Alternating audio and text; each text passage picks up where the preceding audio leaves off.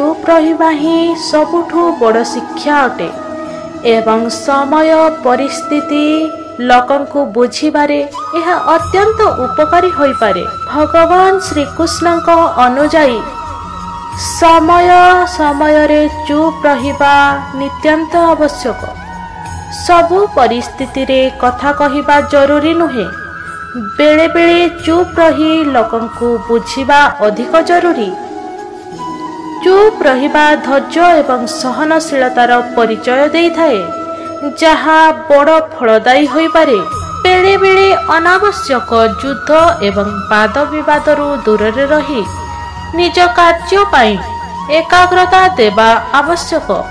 बेले बेले चुप रहिले अन्य माने आपणक अपरिहार्यता बुझिबे एवं आपणक प्रति सम्मान देबे। जीवन रे केते बेले अन्य माने आपणकु अपमान करि पारंती, किंतु आपण जदि समय अनुजाई चुप रही कार्य करिवे ताहा आपणक पई एक शक्तिशाली व्यक्तित्व भावे प्रतिष्ठा पाई परिबो। जेते बेले आपण चुप रुहंती लोक माने आपणक विषय रे अधिक जानिबाकू इच्छा करंती। शब्दर शक्ति अछि, किंतु नीरवतार आकर्षण ताठारु अधिक शक्तिशाली। नीरवता केबे बलहीनता नुहे, एहा एमिति एक शक्ति जहा लोकंकु आपणक विषय रे चिंता करिबाकू बाध्य करे। जेउ माने अनेक कथा कहंती सेमानंकु लोके अवहेला करंती, जेउ माने चुप रुहंती सेमानक कथा सुनिबाकू लोक अपेक्षा करंती। जीवन रे केतेबेले एमिति होई थाए, जेतेबेले आपण चुप रही थांती अन्य माने आपणक कथा सुनिबा पई अस्थिर होई जांती। जेउ माने आत्मा नियंत्रण एवं मौनता अंजन करंती से माने जीवनर सत्य अनुभव करि पारंती। एक ज्ञानी लोक केबे भी अनावश्यक युद्ध करिबाकू प्रस्तुत नुहे। से चिंता करे, नीरवता रखे एवं श्रेष्ठ उत्तर देबा पाई समयर अपेक्षा करे।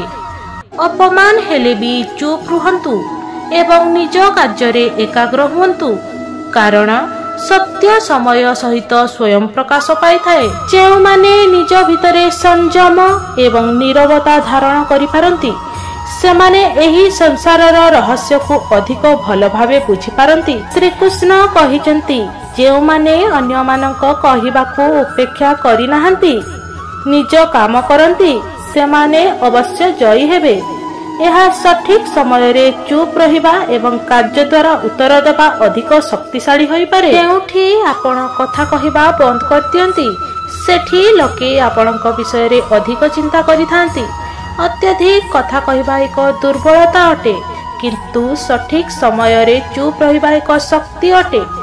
चुप रहिबा केबे केबे अन्य मानकू अधिक उत्सुक करे, आपणक उपरे ध्यान देबाकू बाध्य करे एवं सेमाने आपणक पछरे पड़िबाकू आरंभ करिथांती। जेउठी अन्य माने चित्कार करूछंती सेठी आपणक नीरवता ही आपणकर शक्ति अटे। चुप रहिबा एवं सठिक समय रे कार्य करिबा ही बड़ जीवनर रहस्य। जेतेबेले आपण कथा कहिबा बंद कर दियंती लोके आपणक कथा सुनिबाकू उत्सुक होई पड़ंती। अन्य मानकू उत्तर देबाकू चाहिले भी सेही उत्तर चुप रही देइथिले ही भल। शक्तिशाली लोक अधिक कथा कहंती नाही, सेमाने कामरे प्रमाण करी देखांती। समय एवं परिस्थिति अनुजाई चुप रहिले जीवनर अनेक समस्या स्वयं ही समाधान हो जाई थाए। जेउ माने अन्य मानकू अपमान करंती सेमानकू उत्तर देबा आपणकर कार्य ही करिवो। सहनशीलता एवं नीरवता निजे एक बड़ शिक्षा। मौन एवं अन्य मानक कथा सुनिबा ही सफलतार प्रथम पाहाच। जीवन रे केतेबेले किछि कहिबा उचित नुह, अन्य माने आपणक पाखरे आसीबा पर्यंत अपेक्षा करंतु।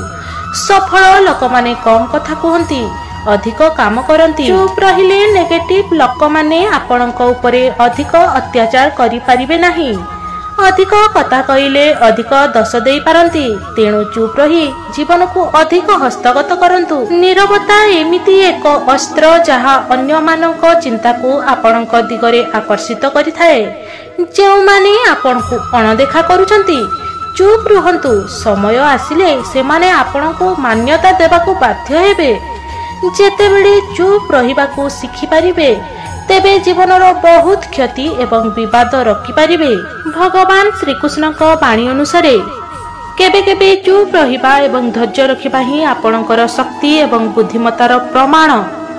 ଗୀତାର ଅନେକ ଶ୍ଲୋକରେ କୃଷ୍ଣ ଅର୍ଜୁନଙ୍କୁ ସହନଶୀଳତା ଏବଂ ଧୈର୍ଯ୍ୟ ଏବଂ ନୀରବତା ବିଷୟରେ କହିଛନ୍ତି। ଯେଉଁଠି ଅନ୍ୟମାନେ କ୍ରୋଧ ଦେଖାଉଛନ୍ତି ସେଠି ତୁମେ ଧୈର୍ଯ୍ୟ ରଖ।